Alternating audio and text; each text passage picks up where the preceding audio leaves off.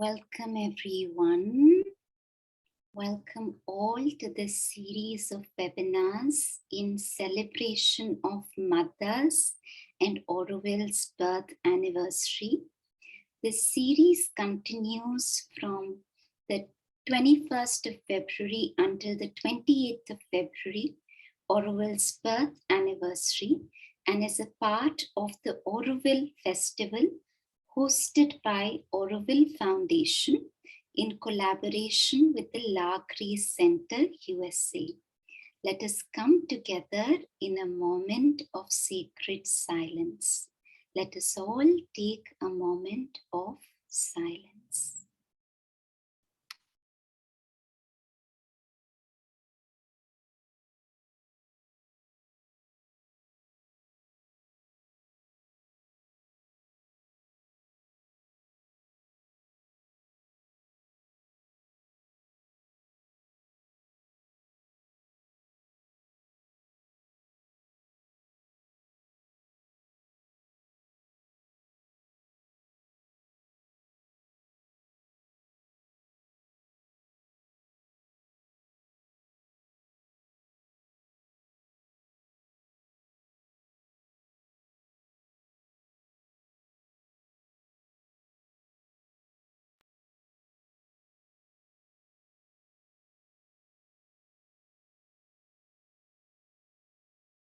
Thank you. Thank you, everyone. We are honored to have with us today our keynote speakers, Vladimir, who's also one of my teachers and the one who actually introduced me to Savitri. We have Don Salmon with us. And our third speaker is Professor Goutam Ghosal, who hasn't been able to join us today, but we would be playing a video of him. All three of them would be addressing the topic Savitri, the Cradle of the Overman. Savitri is Rabindra's life's core work, the mantra for transformation of the world, the power of word. So that is what we are going to be talking about today. We shall begin today's webinar with Professor Ghosal's video. Before we play the video, let me introduce to you about Professor Ghosal. Poet and critic Goutam Ghosal is a professor of English who has served Vishwa Bharati Shanti Niketan for over 3 decades. Apart from Sri Aurobindo and Rabindranath Tagore, his other areas of interest are 19th century British and American literature and post-colonial studies. Ghosal's major books include Sri Aurobindo's prose style, Sri Aurobindo and world literature, Notes on the Mother's prayers and meditations, and Rainbow Bridge, a comparative study of Tagore and Sri Aurobindo. Ghosal was awarded Nolani Kanta Gupta Puruskar in 2009 and Sri Aurobindo Puruskar in 2012. In this video, Professor Goutam Ghosal will speak about the mind of light, the Overman, and why, according to Sri Aurobindo, poetry is the divine Agni. He will also elaborate on the Rig Veda behind the source of inspiration for Sri Aurobindo and Tagore. Now we shall move forward to watch the video of Professor Goutam Ghosal.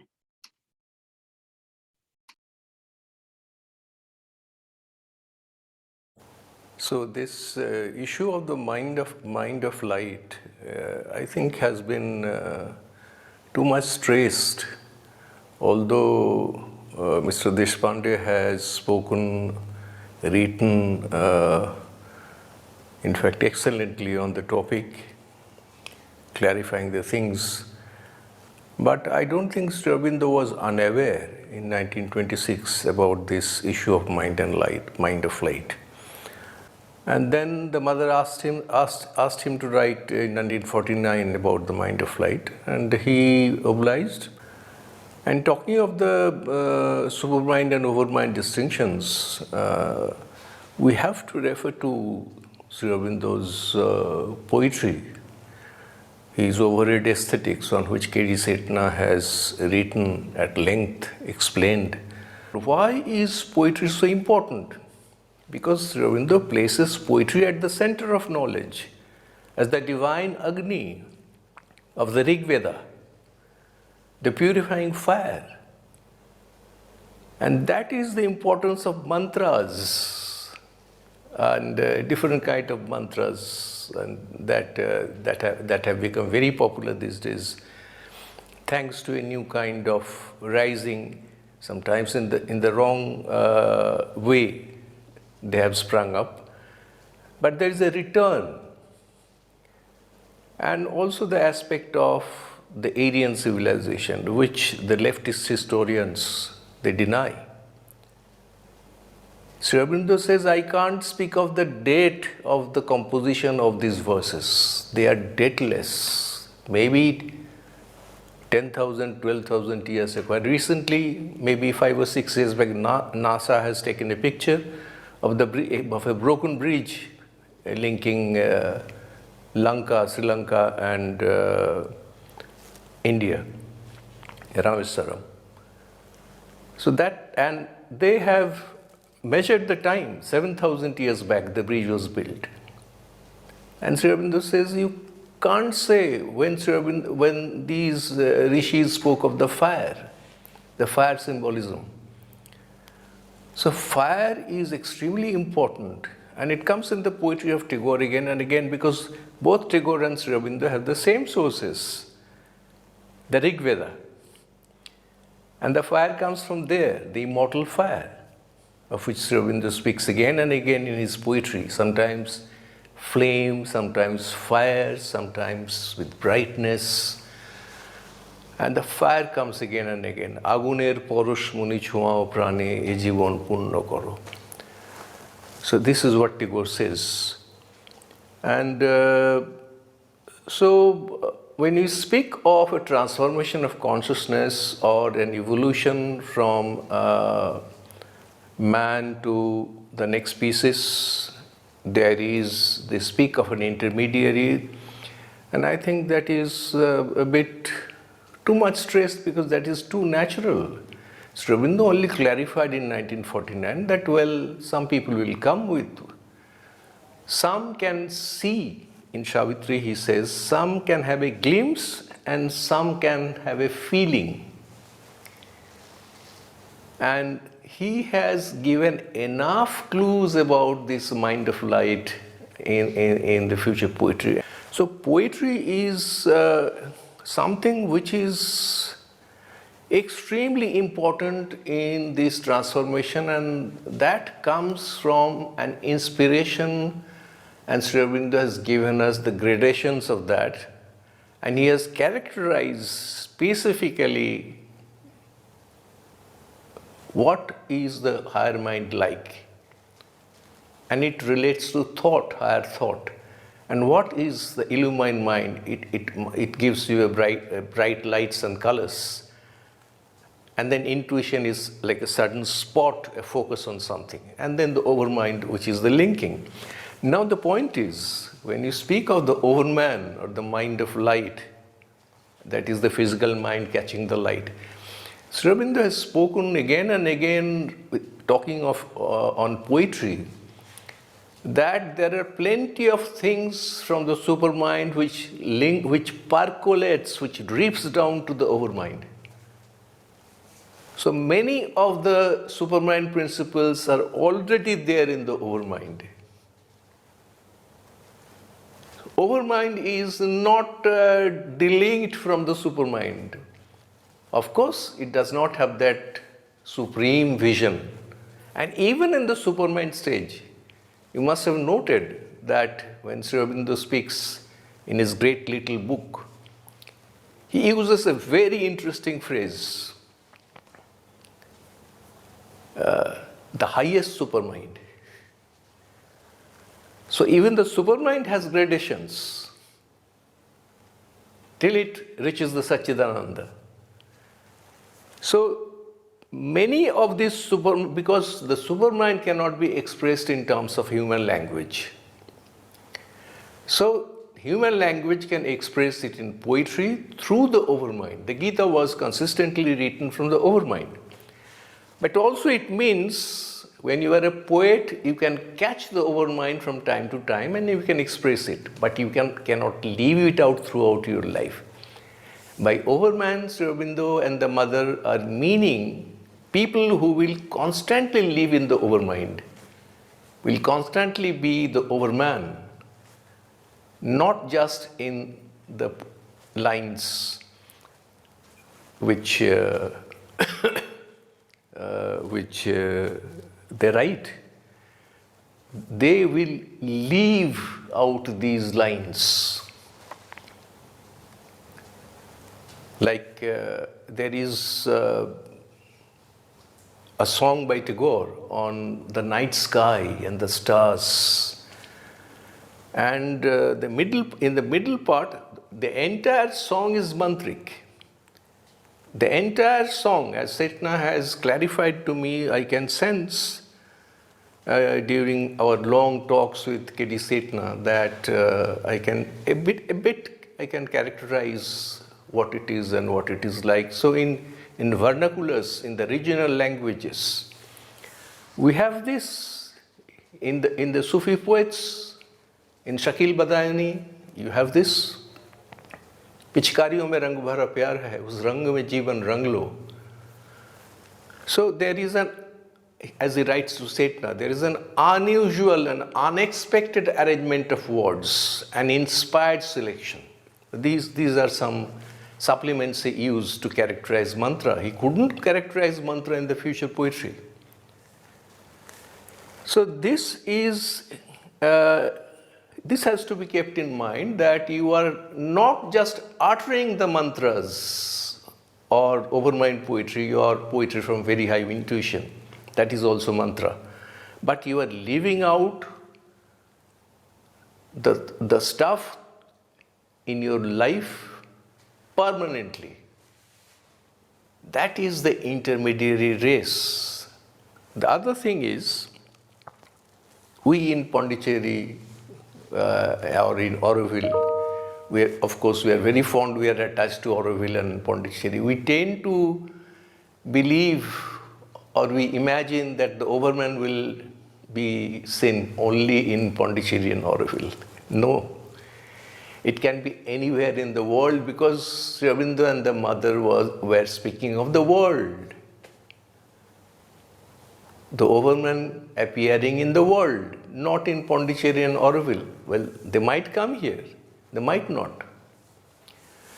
And like when the descent came in 1956, Setna was outside the ashram, he felt it. He saw the light. So this is the point we have to remember, that when we take up Savitri, we have to be extremely careful and we have to read it with reference to his theory. And the theory is incomplete in the future poetry. You have to supplement it with the letters on Setna. And then you have to see that this intermediary race, sparks of which have come out in poetry, that will be made permanent in the lives of these people. This is all about this Overman, and the link, because I have specifically pointed out, I repeat once again that there are two mistakes, two major mistakes. One school, the young students, they believe that, well, we can do future poetry and the letters, and we can write on Sri Aurobindo's poetry with quoting here and there from Savitri a few lines. We can do that. You can't do that. You have to read the Life Divine and Essays on the Gita. So only when we read Essays on the Gita and the Life Divine, I specifically mean to these two books. When I speak of human unity and the self-determination, we go to war and self-determination and the ideal of human unity. And Sanatana Dharma is also a totally different concept. It is not which any political party preaches. Sri Aurobindo's clarification is totally different. He says, anyone who feels that the God is seated inside my soul, he is practicing Sanatana Dharma. And the problem with Aurobindo Ghosh and Sri Aurobindo is this. There was no major problem, although yoga totally changed his language. The change is in the language. There was a drastic change in the language from 1909.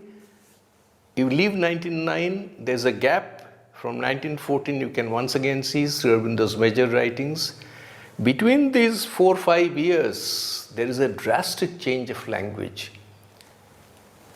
So if you come to his concept of nationalism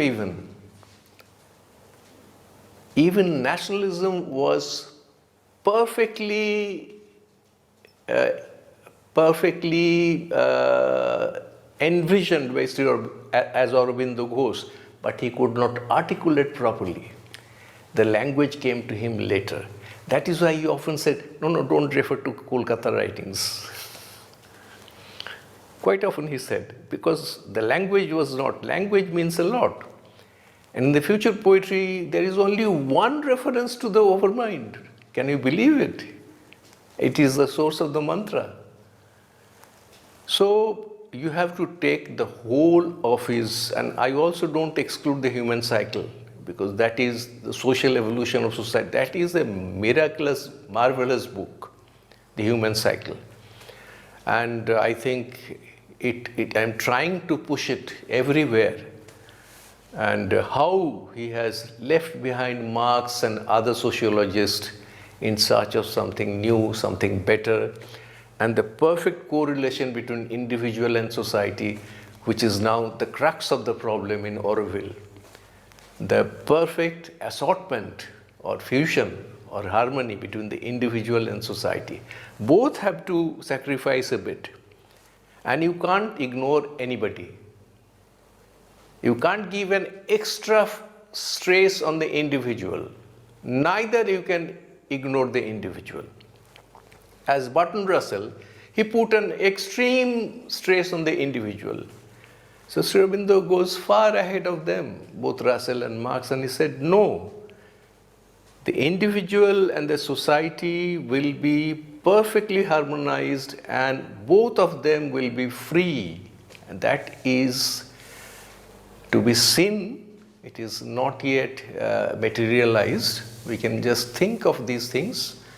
And things are moving in the right direction. More and more people from the West are coming, and even they are more receptive. Like I heard, he told Tagore, when Tagore asked him, I'm going to Europe, people are listening to me, why don't you come out and go to Europe? Then I heard Sri Aurobindo answered softly, Europe will come to me if she needs it. So that's all for today. I'm not well. I'm very sorry, because Don Solomon is such a great scholar, and Vlad is such a great friend and such a great scholar. Both are, I respect both of them, and it would have been a great pleasure to share the dais with them. But it is just my bad luck, I'm not keeping well. Otherwise, it is a great temptation to speak alongside Vlad and Don Solomon. They are great scholars. I'm sorry, but whatever I know a little, I have spoken to you. Thank you.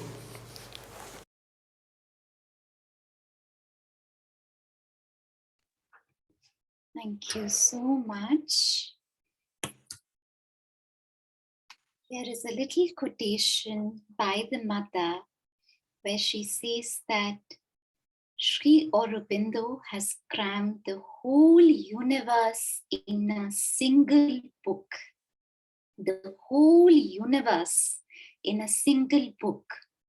Savitri is a marvelous work, magnificent and of an incomparable perfection. Indeed, Savitri is something concrete, living. It is all replete, packed with consciousness.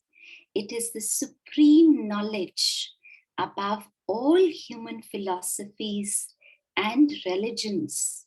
It is the spiritual path. It is yoga, tapasya, sadhana, everything in its single body. Savitri has an extraordinary power.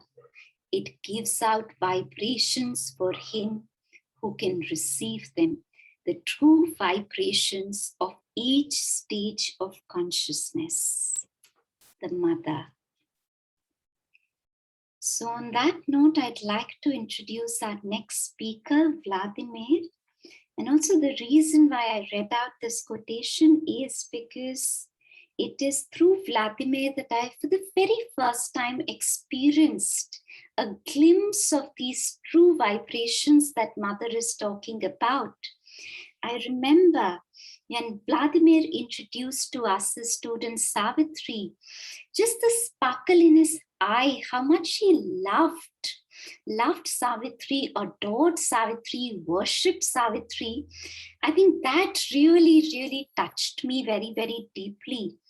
And how he could take us through an entire spectrum from an admiration from the story within Mahabharata of how this is one of the stories where, unlike most of the legends, here, the prediction of a rishi that doesn't come true, or rather is challenged. In usually that never happens. If somebody as powerful as Narada predicts something, that usually in a story comes true and it is justified, but in Savitri that doesn't happen. And and how Savitri challenged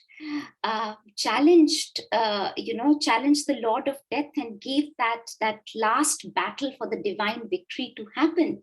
So what I really saw, in the introduction that Vladimir gave to us about Savitri was this entire spectrum of love for the story to its higher and deeper divine significance. So on that note, introducing Vladimir, the director of the Institute for Applied Research and Integral Studies at the La Grace Center, USA. He holds a master's degree in general and theoretical linguistics and Sanskrit language and literature and a PhD in Indian philosophy. He's a scholar and instructor of Sanskrit and an educator and researcher in Vedic and Vedantic studies. Today, what he will be talking to us is about Savitri, the life work of Sri Aurobindo, a legend and a symbol. As a legend, it is narrated in Mahabharata by Markandeya Rishi, the ever young immortal being to Yudhishthira. But as a symbol, it represents the whole vision of creation. And like I said, the final battle of the light with darkness, love with death, fought the soul of humanity, resulting in a higher conquest of spiritual realization. Vladimir shall highlight some of the major points of this ancient symbolism in his discussion. With that, I hand it over to you, Vladimir. Thank you, Divyanshi. Yes, it's a profound work of Sri Aurobindo, and of course it is a leading light for all of us and for the future. And the importance of this work is also evident from the point of view of the depth of historical consciousness, because it starts from the beginning of time, from Markandeya's story, who he is from the beginning of this kalpa, received the boon of immortality from Shiva, and he, the one who created the whole Markandeya Purana with Devi Mahatmya, very well known in India, which mother uses as mantras for herself to invoke Ya Devi Sarva Bhuteshu. It is Markandeya, and he in Mahabharata tells the story about Savitri. So he is the worshipper of the Divine Mother, tells the story about the Divine Mother from the beginning of time. And Sri Aurobindo says that this story, though it is a tale, a story taken from Mahabharata, belongs to the Vedic cycle. And I wanted to highlight, because of my time is limited today, and I wanted to highlight only one aspect of this story. I wanted to take a symbolism of it and to show few important thoughts or insights which I received from this story, to share with you my insights, as it were. So I will make a projection. I prepared a PowerPoint presentation, and I will take a few slides from it.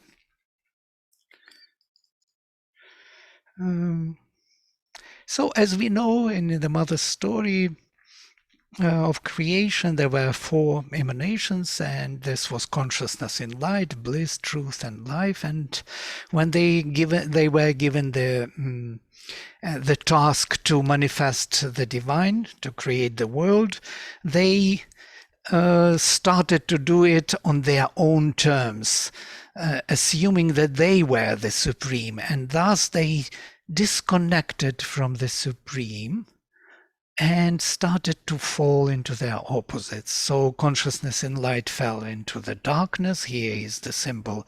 This is the picture by Huta. So the consciousness in light falls into its total opposite, darkness. Bliss turns into suffering, truth into a falsehood, and life, finally, the existence, into death. It's quite interesting because the whole order of their fall is also important. The light of knowledge or a light of consciousness has to fall first, and then it drags the bliss into suffering, which drags the truth into falsehood, and it becomes the foundation for the very life, eternal life of the Supreme, to turn into death.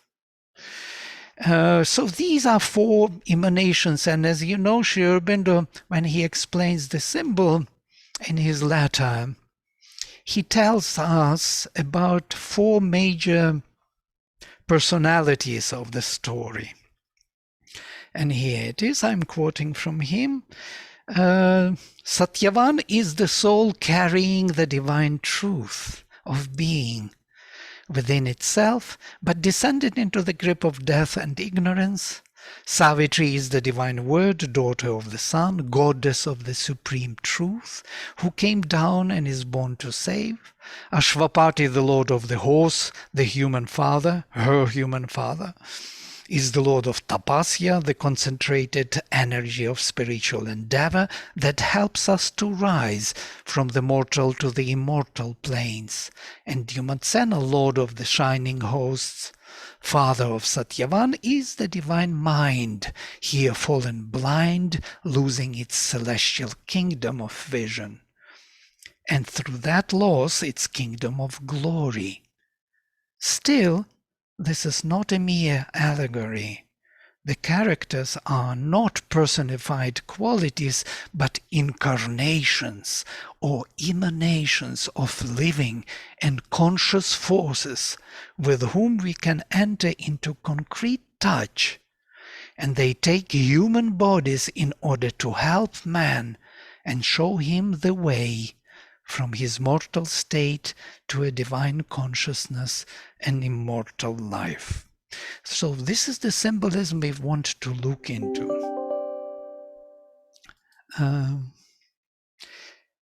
And it's quite interesting that these are the four major personalities which represent exactly these fallen emanations, if you look at them one by one.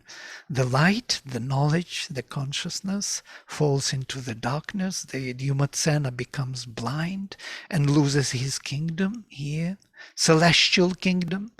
Ashwapati, it's quite interesting how it is described in Mahabharata. He had everything and was loved by everyone. He had his kingdom, but he didn't have progeny. He didn't have sons. He didn't have a future. And he suffered a lot, as it is said. Santapam upajagmivan in Mahabharata. He suffered a lot. He had suffering because he had no future. And so here they are, two personalities, the light of consciousness and the bliss who suffered. And finally, the two other personalities, Savitri and Satyavan. So I wanted to highlight these four personalities as the actions of the divine consciousness upon these fallen beings, bringing them back to their self-awareness. So Savitri here is to bring the truth, to convert falsehood and bring the truth into action. And truth, as we know it, is the supermind, Vijnana. And that will generate a totally new situation for all of us, that death will be turned into life. And we will have the immortality of the soul. So, without further ado, I would like to go straight to the boons as they are described in Sri Aurobindo's Savitri. And it is amazing because in Sri Aurobindo's Savitri, when Savitri receives these boons, she gets first an indication from the Supreme what the Supreme is ready to give her. And she hears this word of the Supreme, and then she chooses the boon, which was already, as it were, given to her. It's an amazing kind of simultaneous event. Look at this. The Supreme says, she hears the voice, choose, spirit, thy supreme choice not given again. For now from my highest being looks at thee, the nameless, formless peace, where all things rest. Look at this beautiful proposal. The nameless, formless peace, where all things rest, is looking at thee. And silently the woman's heart replied, thy peace, O Lord, a boon within to keep amid the roar and ruin of wild time, for the magnificent soul of man on earth. And then she adds, very interesting line, thy calm, O Lord, that bears the hands of joy. I want to comment on this last line. So first she chooses the peace. This is the boon to the Yumatsena. You know the story, so I will not repeat the story. Savitri asks from Yama boon by she has request first of the sight of Yumatsena, then the kingdom for Yumatsena. The third boon is the 100 sons for Ashwapati, which he wanted at the beginning when he was doing his tapasya. And then she asks for 100 sons for her and Satyavan, and finally the life of Satyavan. So she asks actually not 4 boons, though my presentation is about 4 boons, but she asks 5 boons. And the 2 boons belong to Yumatsena himself. That is his sight and his kingdoms. So here in Sri Aurobindo, it is kind of inbuilt. It is suggested, very subtly suggested, thy peace. That is the realization of Purusha, or separation of Purusha from Prakriti, that silent Brahman, which he received first, his realization, Mukti. And the second one, thy calm, O Lord, that bears the hands of joy, is actually a psychic realization. And these two actually can belong to this first psychic transformation in Sri Aurobindo's yoga. So when there is the mukti and the psychic coming to the front, and that is Dyumatsena, because Dyumatsena is the father of Satyavan, of the soul of man. The second boon belongs to Ashvapati. She asked for 100 sons for Ashvapati, and let us look into it. A second time the eternal cry arose, wide open are the ineffable gates in front. My spirit leans down to break the knot of earth. Amorous of oneness, without thought or sign, to cast down wall and fence, to strip heaven bare, see with the large eye of infinity, unweave the stars, and into silence pass. Amorous of oneness without thought or sign,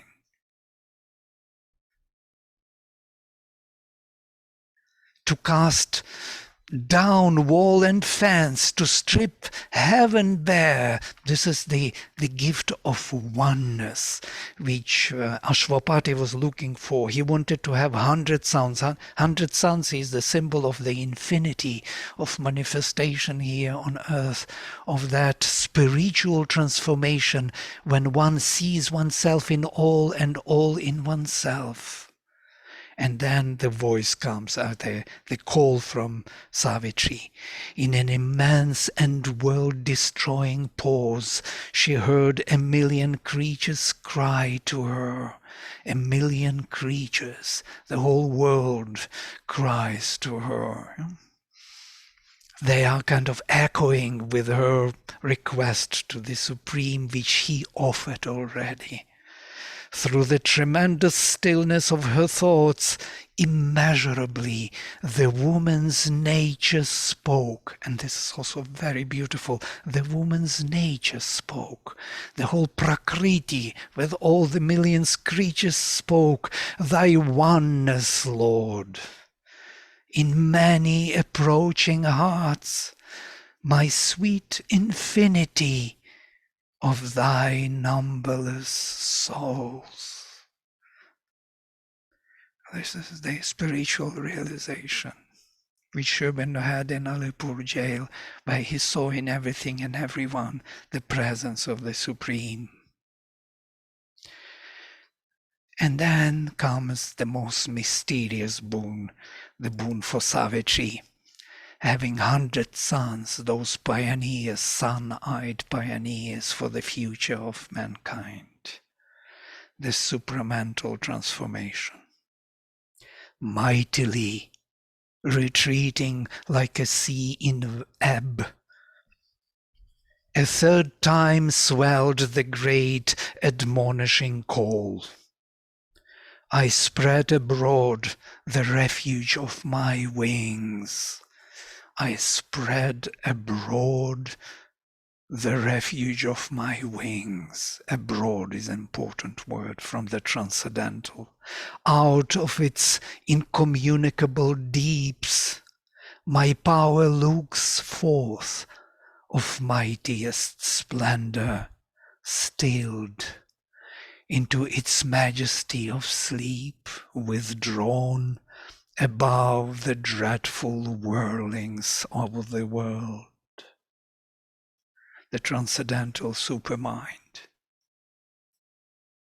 In Savitri, a sob of things was answer to the voice, and passionately the woman's heart replied, Thy energy, Lord, to seize on woman and man, to take all things and creatures in their grief and gather them into a mother's arms. And this is how Savitri is manifested. The Divine Mother is manifested through the supramental change. She takes all women and all women and men into her arms. And that is energy, the supramental energy, which was always lacking. And that's why nothing could be transformed here in the physical without the supermind. Only with this energy it can change. And finally, the fourth boon, solemn and distant, like a seraph's lyre, a last great time. The wandering sound was heard. I opened the wide eye of solitude to uncover the voiceless rapture of my bliss, where in a pure and exquisite hush it lies, motionless in its slumber of ecstasy, resting from the sweet madness of the dance, out of whose beat the throb of hearts was born, the Anandamaya Purusha, the transcendental Ananda.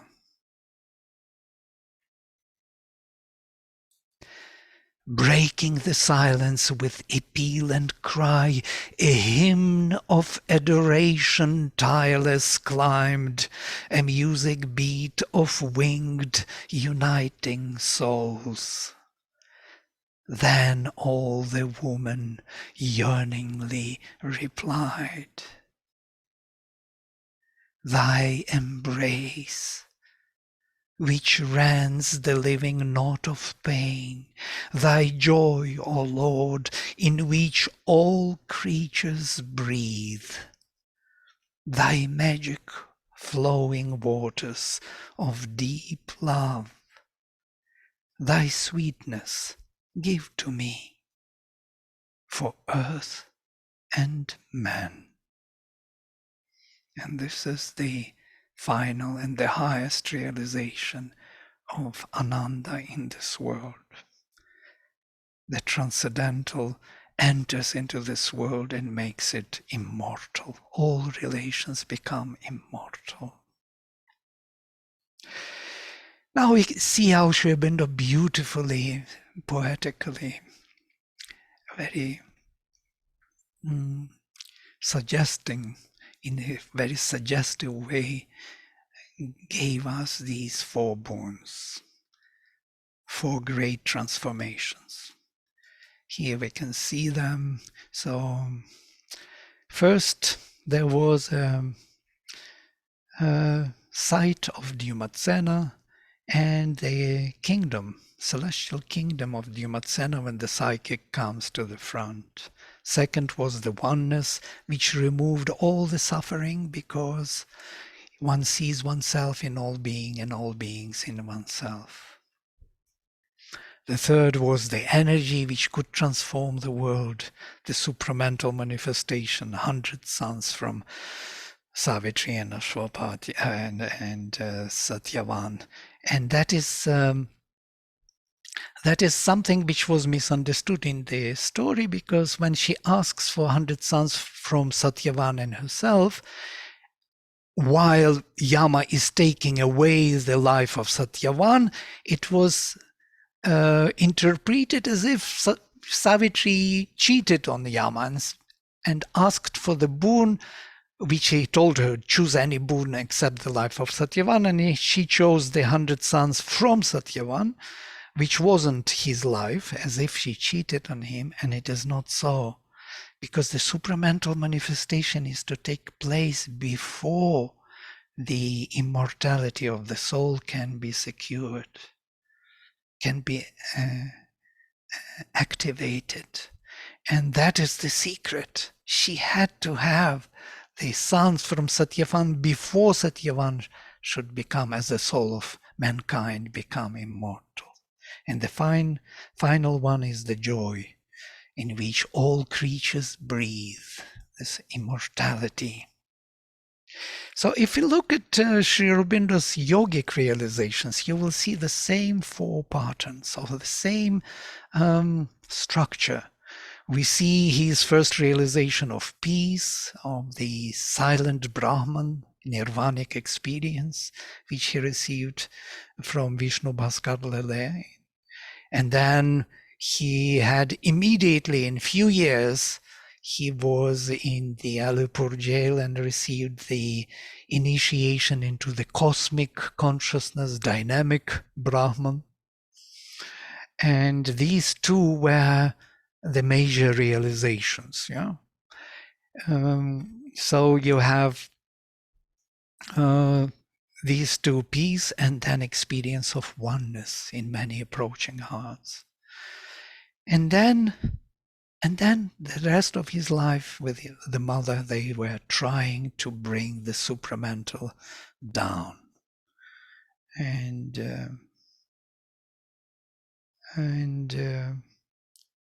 they are still working on it. So if we look at this final slide, which with which I will conclude my presentation, and we'll open then question and answer session at the end. So at the beginning of the story, what do we have? We have blind Dyumatsena who lost his kingdom because of his blindness. So he is blind and without the kingdom, but he has a son, Satyavan, who has no kingdom. Yeah, he is a prince without kingdom. We have suffering Ashwapati who has a kingdom but doesn't have a son, doesn't have a future.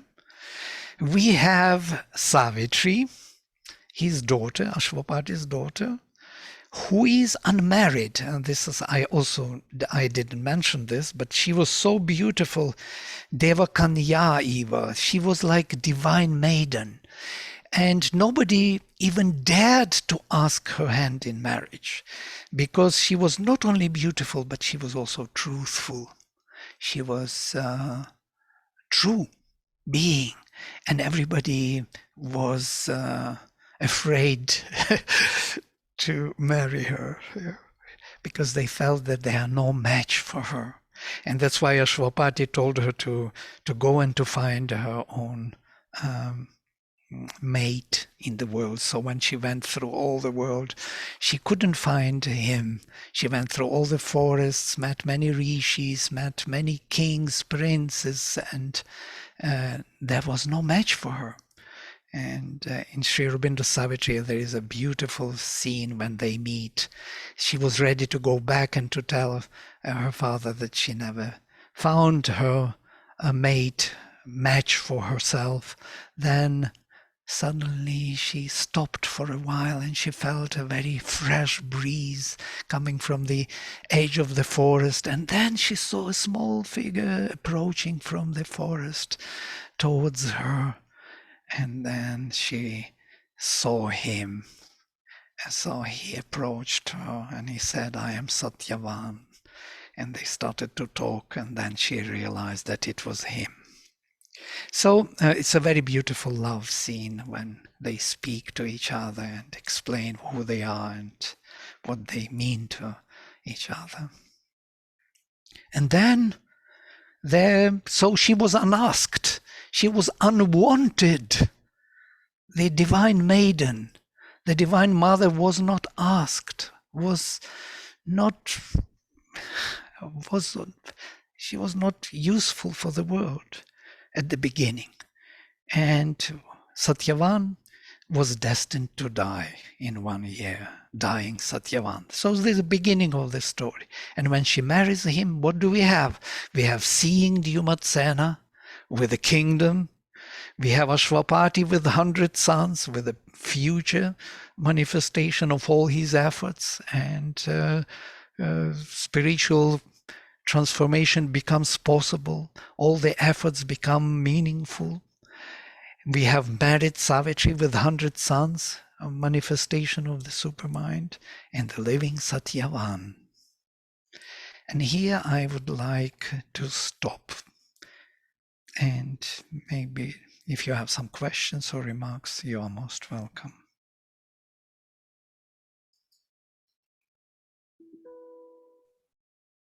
Thank you, Vladimir. This was indeed a very, very enlightening talk. Usually, I don't take notes while listening to a talk, but it was so intriguing. It was really intriguing that I was like, okay, there is a beautiful matrix that is emerging out of your talk. And yeah, you just summarize the entire poetry in a matrix of 12 words. That is so beautiful. So thank you, Vladimir. For everybody in the attendees in the audience, we would be taking questions towards the end. We would request you to put the questions in the Q&A box and not on the chat box. Towards the end, we would be taking questions. Now I move on to our next presenter today. I'd like to introduce Don Salmon. Don worked as a professional pianist composer in the 70s and the 80s in the New York City, performing with dancers, actors, and fellow musicians, as well as composing for theater, dance, and movies.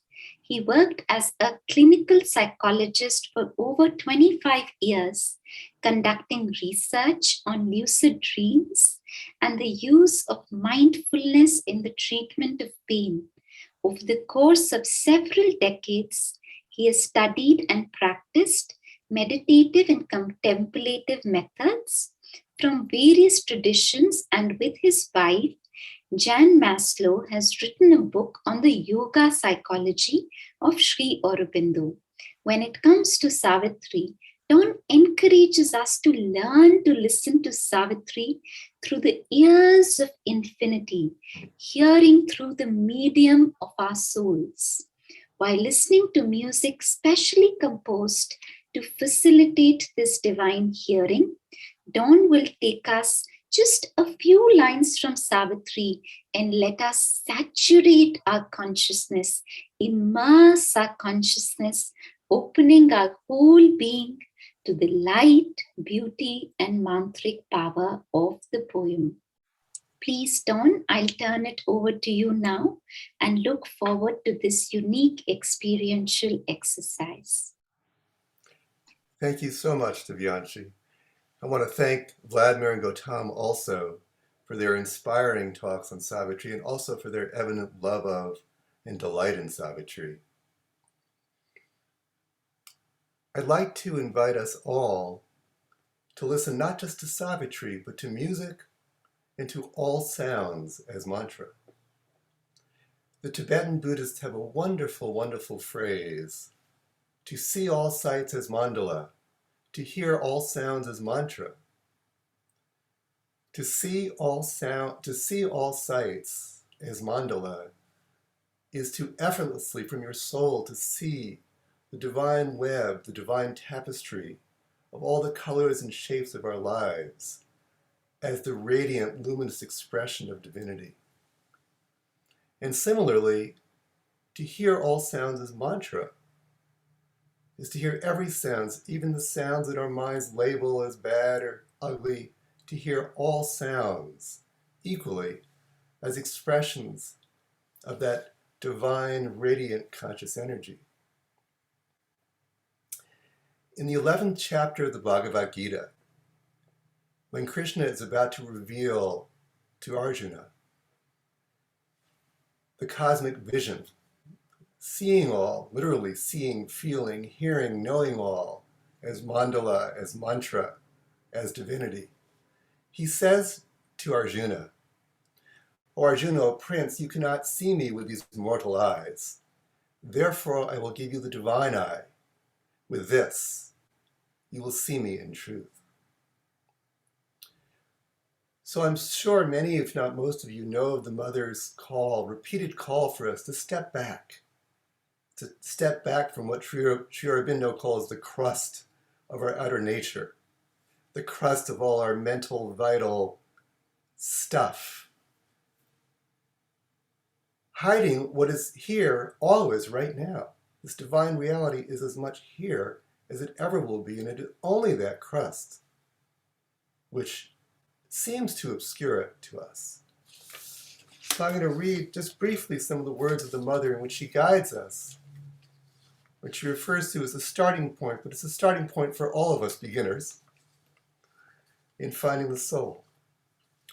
And the mother says, the starting point is to seek in yourself that which is independent of the body and the circumstances of life. That which is not born of the mental formation you've been given, the language you speak, the habits and customs of the environment in which you live, the country where you are born, or the age to which you belong. You must find in the depths of your being that which carries in it a sense of universality, limitless expansion, unbroken continuity. Then you decentralize, extend, and widen yourself. You begin to live in all things, in all beings. The barriers separating individuals from each other break down. You think in their thoughts, vibrate in their sensations, feel in their feelings, live in the life of all. Everything is animated by a marvelous consciousness without time or limit. Vladimir, would you start the video? Thank you. So I'm going to invite you to listen to the music, not so much with your mind, but to feel the vibrations of the music. And you can feel them literally as you let go of the mind's labels and the mind's attempt or the vital's reactions.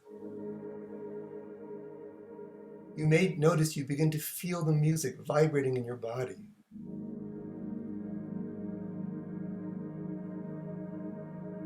You can begin to feel it in your head, your arms. Notice the mind's reactions as the music is coming and going, as the mind's reaction, the vital reaction to Zoom or whatever. Let that all be part of the experience of hearing.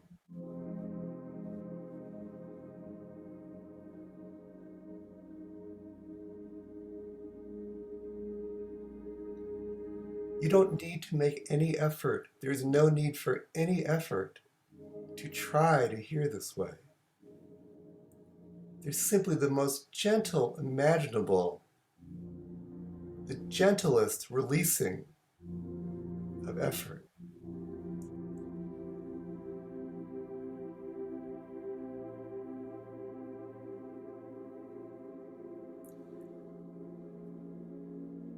Let as the poet Rumi told us, let your entire body become an ear.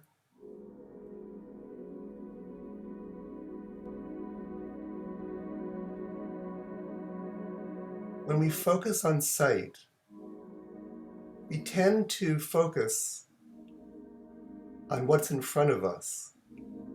We have a very linear way of reacting.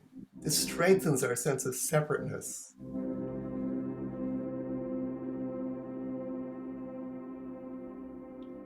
The mother said the supramental hearing, the supramental consciousness is spherical.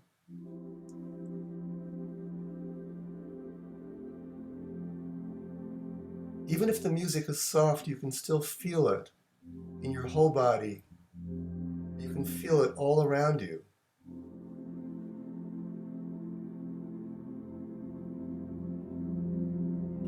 Allow the breaking up of sound, allow the perhaps too soft sound, allow that in equally.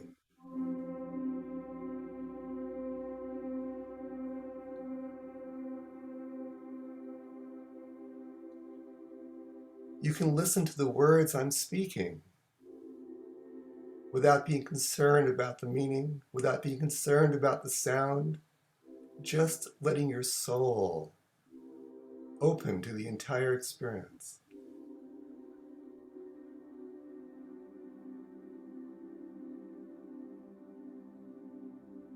Notice there are sounds in your environment as well as sounds in the music. Let it all in. Let go of the mind and vitals reactions and let the soul embrace the entire experience.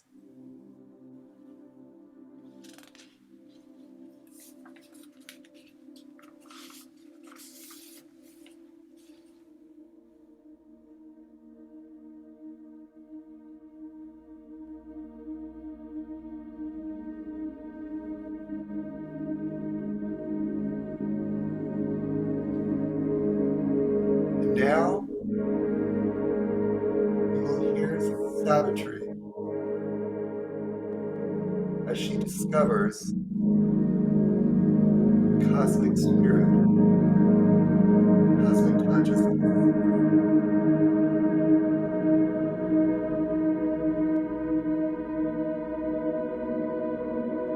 A voice began to speak from her own heart, a voice that was not hers, yet mastered thought and sense.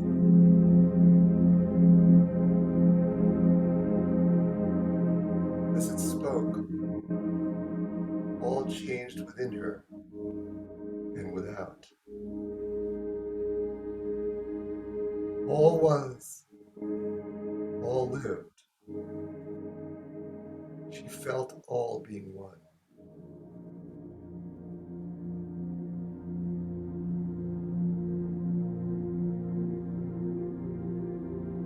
The world of unreality ceased to be.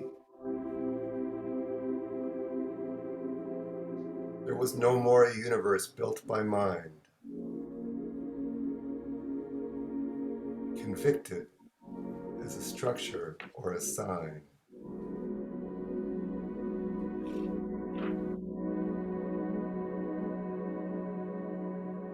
A spirit, a being, saw created things and cast itself into unnumbered forms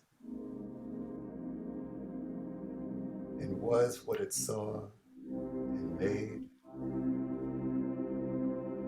All now became an evidence of one stupendous truth, a truth in which negation had no place. A being and a living consciousness, a stark and absolute reality.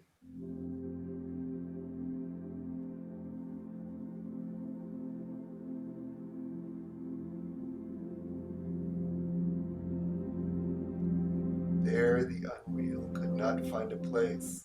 The sense of unreality was slain.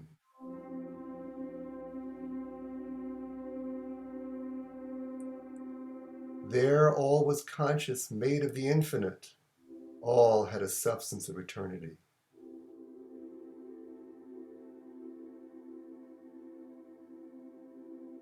Yet this was the same, indecipherable.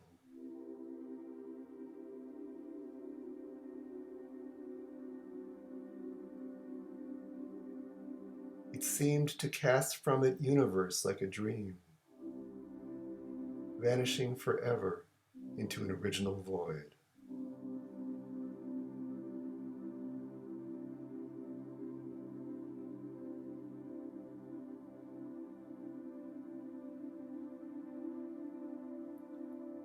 But this was no more some vague, ubiquitous point, or a cipher of vastness and unreal naught. It was the same, but now no more seemed far to the living clasp of her recovered soul.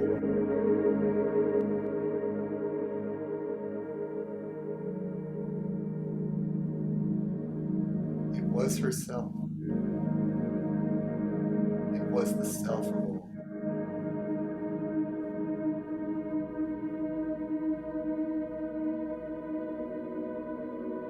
It was the reality of existing things.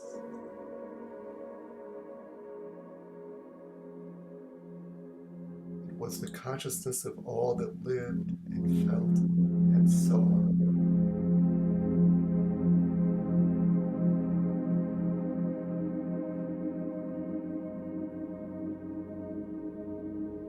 It was timelessness, time.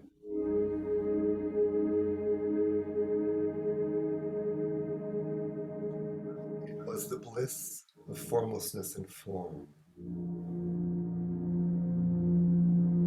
It was all love in the one beloved's arms.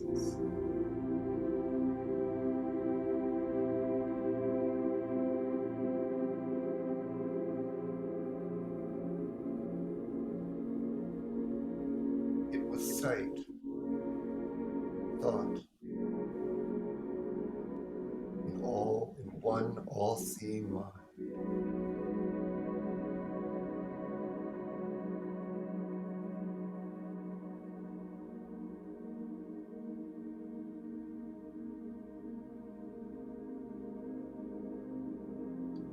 It was joy of being on the peaks of God.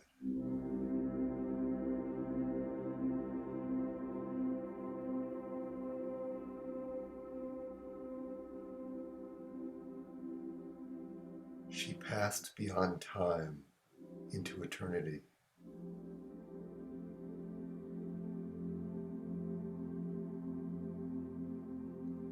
Slipped out of space and became the infinite.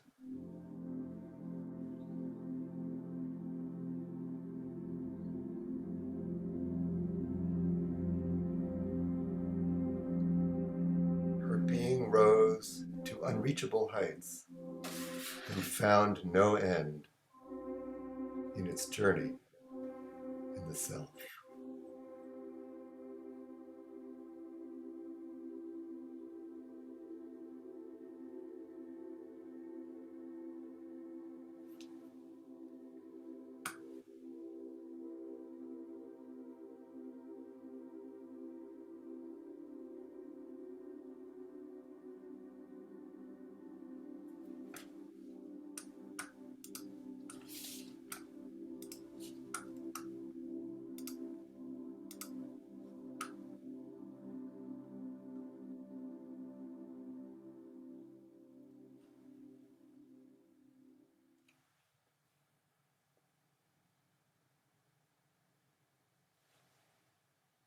Thank you.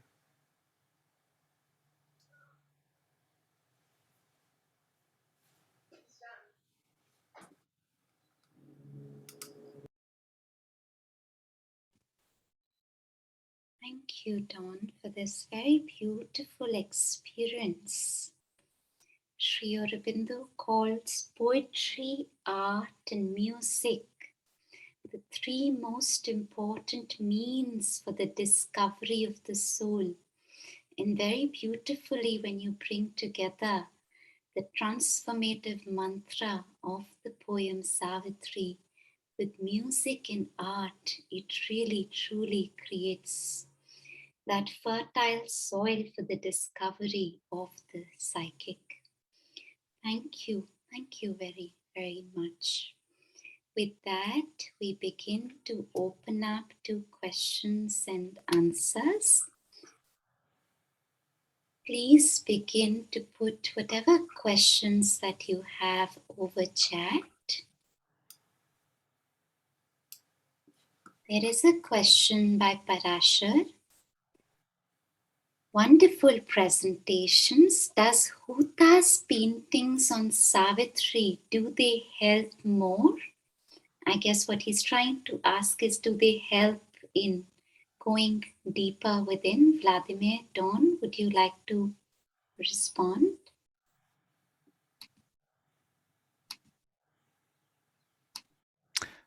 I guess they help symbolically, like archetypal visions, and Mother instructed Huta how to do it, colors, how it was her visions. So she just implemented those visions in the way with guidance of the Mother and help and presence. So in a way they are charged with a particular spirit, yeah. You can see those beautiful exhibitions in Savitri Bhavan. They have originals. They are not big, they are small originals. At the end of our presentation, we will see a short kind of meditation with the Huta's paintings from Savitri. 5 minutes. Yeah, I'll just say something about the question about the intellect. You may recall in Sri Aurobindo's writings on education and also in Synthesis, he speaks of different aspects of the intellect. The one that we're burdened with for much of the modern world is one I was speaking to during the presentation, that you may have noticed the Zoom is hard to carry both the music and the words, so it broke up. And our mind can come in and start criticizing and analyzing and trying to figure out what to do. But there's another aspect of the mind. It's a reflection of our intuitive mind. It's a reflection of a capacity in the supermind, which is capacity to see afresh, to see new, to see symbolically, which is actually a faculty of the mind that is not cultivated in our modern life. And I'll just add one more thing. This is very beautiful, and this is, to me, it's a sign of the influence of the supramental.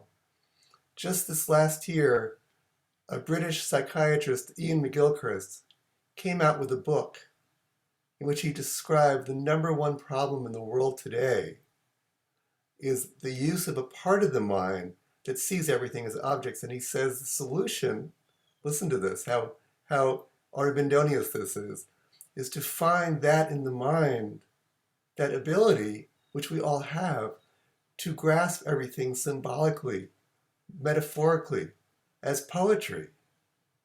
That this is actually coming forth now at this time.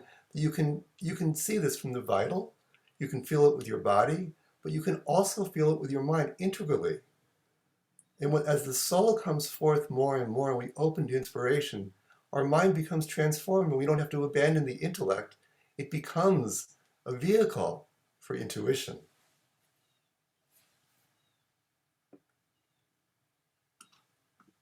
Thank you, Don. I'd also like to add just a little bit on the question about paintings. So I've been holding a course called Savitri painting, and in that, one of the things we do is we meditate on just one painting of Huta for an entire week, and sometimes 1 week, 2 weeks, 3 weeks, just meditating on that one painting of Huta. And I can tell you from our experience, from the experience of tens of participants who've been a part of the course, indeed, it is deeply, deeply transformative. Painting lines from Savitri, I feel, is one of the best methods of accessing the conscious force behind Savitri. With that, we would move on to the next question. This one is for Vladimir. The 4 original animations, are they corresponding to the Vedic images? Right, absolutely. These emanations were, as Mother defines them, the consciousness in light, yeah, so that is the Chit, what we know. Then there is, or Chit Tapas, power consciousness, yeah, Chit Shakti. Then we have the bliss, which was fallen into the suffering, that is Ananda. So we have Chittapas Ananda, and then finally we have truth, which is Vijnana, the supermind itself, the link between the transcendental and this world. And then we have life. And life is interesting because the word is misleading. And it took me quite some time to really realize what it means and why life is the last, because the life is that eternal, infinite self-existence of the divine Sat. And so the Sat, the being which alone is falling the last in the grades of falling. First, all the components of Sat, his consciousness, his power, his bliss, have to fall to pull him down, as it were, because he can't be easily pulled down into death. He cannot easily die because he is the only one who is. So, and in that sense, of course, this gradation. And you find it also interestingly in the Bible. You know, who is tempting the... Adam is tempted by Eve. Eve is the consciousness which gives the apple to try. So before Adam falls, he has to be given the apple by Eve. Well, consciousness has to fall first. And moreover, they recover also in the same way. First, consciousness is to recover, then bliss, then truth. And that's what Mother did with conversions of asuras in her life, as you know her story. But also, very interestingly, when the Lord of Death, he realizes that he deals with the Divine Mother in Sri Rabindra Savitri. He calls to these fallen emanations as his powers. And there is a beautiful description. Let me kind of give you this. This would be a full answer instead of short answer. But it may help to understand how they are all connected. Let me take this. And I will project for a second to answer this question. Here it is. So the Lord of Death invokes four asuras, four asuric emanations, powers of his own. He called to night, which is darkness, but she fell shuddering back. He called to hell, suffering, but sullenly it retired. He turned to the inconscient, that is falsehood, for support, from which he was born. He was born from that inconscient, his vast sustaining self.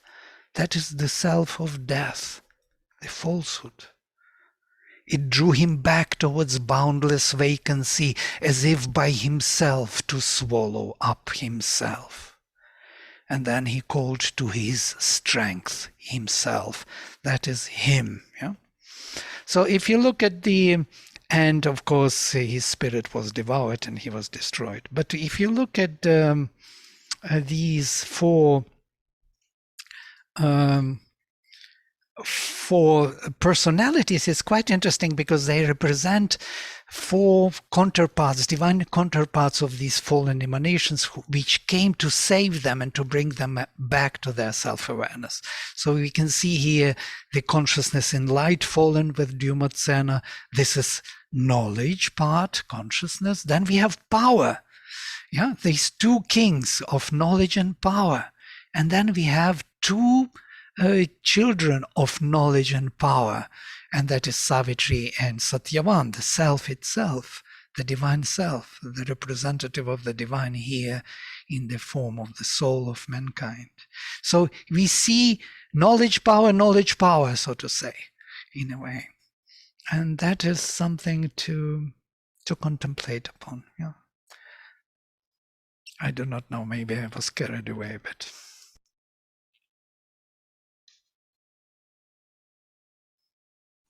Thank you, Vladimir. There's one question on chat, which Dawn, I guess, is already answered, but I guess it will also be good to answer.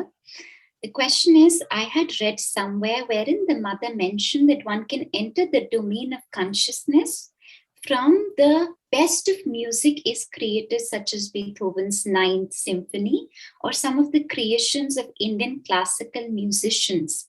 How do we enter that domain? I love that question. That is so wonderful. And there's no doubt that great music like Beethoven's Ninth Symphony or the greatest of Indian classical music can help us do that. But as I was saying in the talk, just as Savitri is perhaps the best vehicle of words to help us open to the supramental force and to the mantric power of sound, the sound of a bird chirping, even you may notice right now in your environment, are there any sort of apparently annoying sounds, mechanistic sounds, heaters, whatever? Those sounds too, what's important is not as much the sound, but where we hear from. So I'll tell you a little story of that. Many years ago, I was studying Prokofiev's piano sonatas when I was at conservatory, and I was studying Sri Aurobindo and the Mother too, yogic psychology. As Vladimir, I imagine, can tell you, Prokofiev had a very Russian spirit. His music was very powerful and vital. If you tuned into it, you could literally feel the vital realm coming through. The opening of the piece I was playing he had actually written to imitate the sounds of bombs dropping during World War II. It's not hard to feel the domain from which that energy came from. But I remember I had been reading about planes and parts of the being, and I was getting to a place where Prokofiev is pounding on the piano, and suddenly this space opens up and the most beautiful psychic sweetness of this melody comes forward, as only Prokofiev could write melodies. And when you tune into it, you could feel this had come through so clearly from the psychic domain. And you can practice. This is a wonderful practice, not just with music. As you walk around, listen to sounds. Let your attention widen. And notice you can feel in the body in different centers. You can feel in your being. This touches the mind. This touches the heart. This seems to, you'll hear some grunge music that seems to be touching some lower centers, and you'll listen to Beethoven's Ninth, and you can hear the glorious celestial melodies and lights. So this is a wonderful, wonderful practice. And again, listen to Savitri. You can hear the vibrations from which it comes. Such a joyful practice. Thank you for the great question. Thank you. It was beautiful. Yeah. There is one more interesting. It disappeared about the third. I wanted to answer that about the Savitri getting 100 sons before the life of Satyavan. Shall I read it out, the question? Yeah, if you could read it out, but it disappeared for some reason. The question is, can you please throw more light on the fact that Savitri had 100 sons before Satyavan attained immortality? Did I hear that correctly, or I did not understand what you said? Yes, you heard it correctly. And this is the puzzle. This is the whole conundrum of this story, which nobody could really solve. They thought that maybe she cheated on Yama, and that's why he couldn't but give her life of Satyavan in the next boon. But I don't think so. I think that the supramental manifestation is preceding the immortality. And that's why the Rabindra was looking for this. He caught the tail of the supermind, yes. They wanted to bring down the supramental consciousness on earth. And these sun-eyed pioneers, these are the 100 sons. This is a new race, new species. It's not the human race anymore. It's a divine race rushing down to be embodied here in nature. Nature is building up new species for us. It won't be this half beast, half divine, half god, half beast, as Rabindra says in Savitri. It would be a totally different type which nature is creating. And that is something which is to be effectuated before the immortality can be won. And this is the conundrum of the story, and also symbolically packing that secret which we will have to discover in the future. Yeah. Thank you, Vladimir. There's one last question, and with that we will close. How metaphors give an experience of truth, liberation, and transformation in the context of Savitri? Both the panelists can answer. So maybe one line each from Dawn and Vladimir.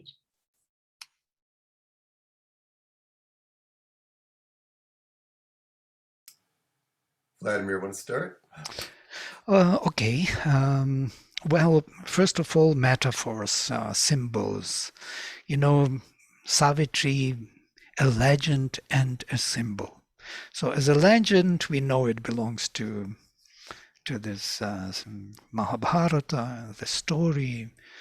But as a symbol, it is charged with many layers and many levels. It is like a holographic picture. Yeah, the whole integral yoga is visible through these four. We can see also the whole life of the mother, her work on these asuras and conversions of them. One by one, she met all of them. She worked on them. The Second World War was the war with this very Asura who called himself the Lord of Nations, the Asura of falsehood. he was the leader of this war. It was their war. We think that it was world war, but it was the war between the divine and the asura, who involved the whole humanity. So it is a much vaster. As a symbol, of course, it works on us and it kind of makes order in our mind that archetypically we can address these issues which are far beyond our everyday thinking and life. So how could we deal, as Rabindra says, with these realities, spiritual realities, other than through the symbols? We can't. These symbols are important for us because they are tuning our mind to look for the truth in the future. That's how they help us, I think, at least. I wasn't sure I could add anything to this beautiful statement Vladimir just made, but when he spoke of tuning, my musical soul perked up, and I recalled Sri Aurobindo's line in Savitri, tuning the finite to infinity. And I realized as I heard that from Vladimir, I'm still resonating to the four boons, the peace, oneness, strength, and joy. And in that mantric divine listening that I spoke of, we can, in our hearts and our minds and our bodies, pay attention, not pay, open to being attentive every moment. Again, reading Savitri is special, but every moment when you leave this webinar and go about your supposedly mundane day, the Mother is gifting us at every moment. You can see every person, every ache and pain in the body, every annoying thought as an opportunity to tune in to what is that distorted symbol of, and then just step back, decentralize, universalize, and listen, and she'll tell you in the most beautiful, joyful way. Thank you. What a beautiful way of closing today's webinar. With that, we have a couple of announcements followed by a beautiful group meditation. Tomorrow's webinar is on the theme of research of the soul of nations and national pavilions, one of the extremely important aspects of the oral design. We would have Anand Reddy, Matthew Andrews, and Soumitra Basu as the panelists, and the session would be moderated by Anu Lee Grant. With that, let us close our program today with a group meditation. Thank you everyone for being a part of today's session. Thank you, Vladimir. Thank you, Dawn.